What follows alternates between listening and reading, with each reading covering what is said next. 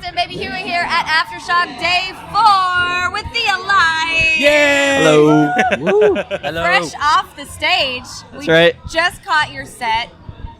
A couple technical difficulties. Tell us kind of what you just went through, because that was some learning curve stuff right there. Yeah, with like backline stuff, you never know what you're gonna get. And, Yeah. But I had my pedal board and thought that would be enough. But actually, Manoa's bass amp didn't work before we even started. He was going straight through the PA at one point. Yeah. And then right I thought you after, blew the amp. I was like, yeah, Manoa. damn near, Go for it. like 2 songs in, just first time the amp goes out, and then like one of 3, and then finally it just stopped going out. Wild. Yeah. What's the emotion when that happens? Are you like, holy crap? I just was super frustrated. I was like, God. But you were super cool as a cucumber. You're like, you pop back on stage. You're like, we'll just pick up where we were. Yeah, I just want to like, I don't know, go as smoothly as possible. Obviously, it's like how you plan on doing it, you know, and then Sure. if it doesn't go how you want, Yeah. it's like a little frustrating, but I'm stoked it worked out, and it was actually great with the crowd. Like, they loved it, and It was great. super cool, like, to connect with them like that, and then, it ended up being great. It's a good learning experience, right? Every day is something new. And so what happened with your drum kit? Because Jay was covered in like grease apparently. He was And I like, was piecing it together. The hi-hat fell apart. oh no. The clutch just came off. Oh my God. Is it from hitting it too hard or just, was it yeah. before the set started? Yeah, it was from kicking it a lot. Okay. I think it wasn't tight enough. Gotcha. You were just going too hard. You're too rock and roll for your instruments. That's what it is. Blowing out amps, breaking their heads, breaking sticks. Carnage, yeah. All right, so we got to talk about the obvious, because this was massive. About a week ago, if that, you're playing Ohana Fest, and a guy named Eddie Vedder just pops on stage with you and does a song. Holy crap, how was that? It was amazing. It was just super cool. Like, it happened really fast, and like 2 days before the shows when we got the text saying that he was interested in like maybe doing a song or two, and I didn't know any songs 2 days before, so I just learned just 48 hours of like Pearl Jam, you know. Yeah. And then we played it. Could have gone a little smoother. I think like we were just like nerves and stuff, but like overall it was a blast, and so stoked he did it. He's such a nice guy. Like, meeting him was insane. Such an honor. Ohana Fest looks like such a cool experience anyways. Like, just the vibe of that Yeah, festival. exactly. You guys have been playing all kinds of festivals. How is Kentucky? Compare Kentucky for me versus Ohana. Like, that's a culture difference right there. Yeah. Very different Right? crowd. Basically the complete opposite of festival. I was going to say. You had to be a bit shocked in Kentucky. You were like, No, wow. that was like the first time we've seen that kind of festival in a long time. Yeah. But it was awesome. It was a cool experience, you know. Just maybe not like my favorite vibe, but like Yeah. not a bad vibe either, you know. Yeah. It's Yeah. different. Yeah, exactly. Yeah. It was fun. It was cool change. But I'm glad we played Ohana and here, and super stoked. There's a lot of new metal bands, Yeah, and we've yeah. never been like surrounded by that.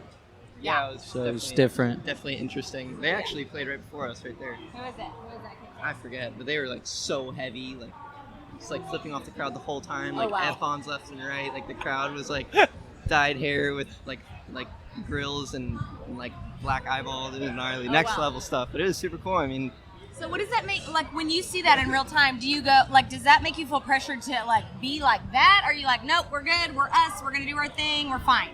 I feel like we do what we want to do, yeah, kind of. we got. I mean, that's like how you stay true to yourself, you know. But I mean, for covers and stuff, like maybe you switch up a little, switch them around a little bit, just like kind of accommodate the feel a little bit more, but like never too much, you know. Just like do our own thing, and Yeah.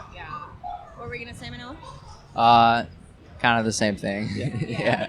Well, I mean, the vibe, it's all about the vibe, too. Yeah. Like, Ohana is a different vibe than Bourbon Fest, and different than Aftershock, and different than all Shakin' Yeah. Knees. They're all different things. Different parts of the country too, right? Yeah. The crowd and just the atmosphere, I'm sure it all plays into it. So I respect that you guys stick to your guns. You are who you are.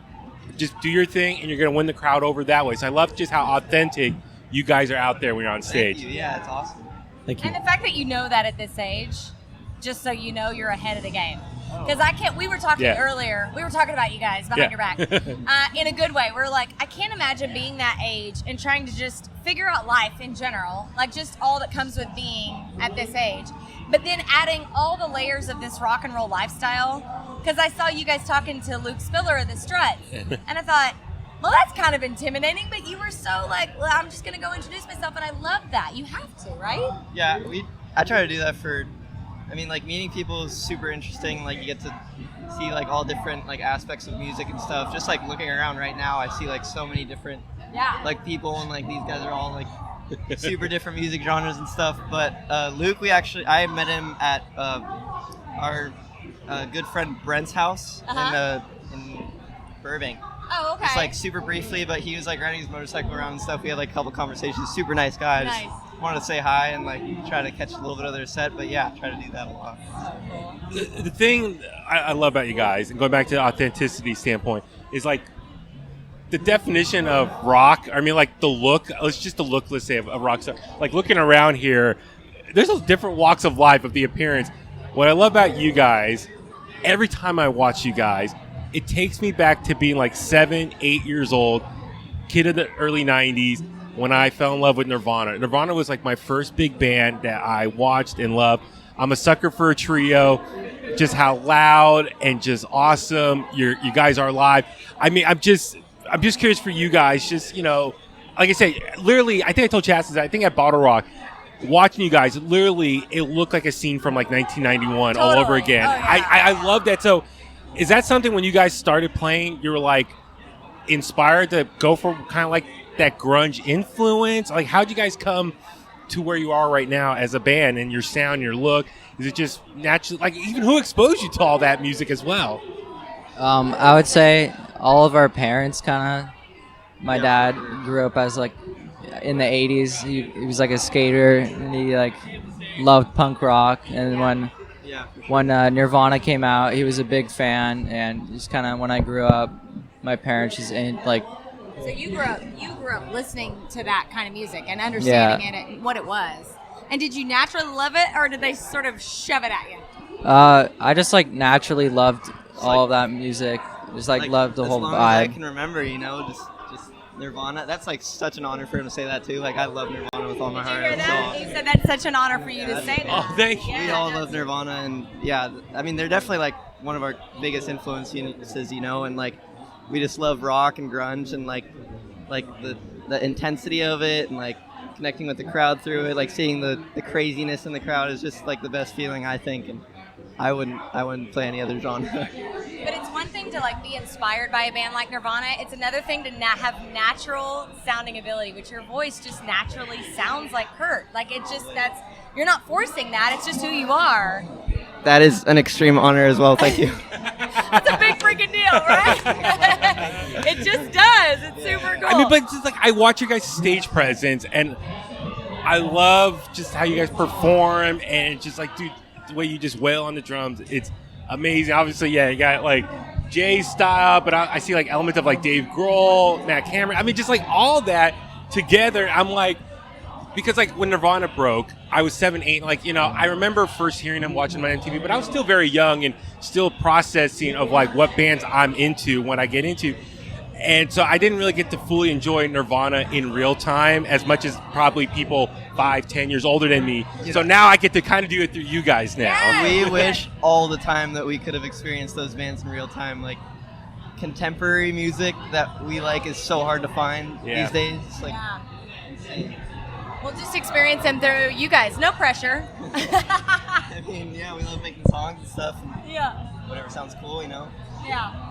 All right. Well, thank you guys for being here. We're this. How about we all go see the Struts? What do you say? Do it, yeah. All right. I say let's do that. Yeah. All right. Yeah. Thank you guys.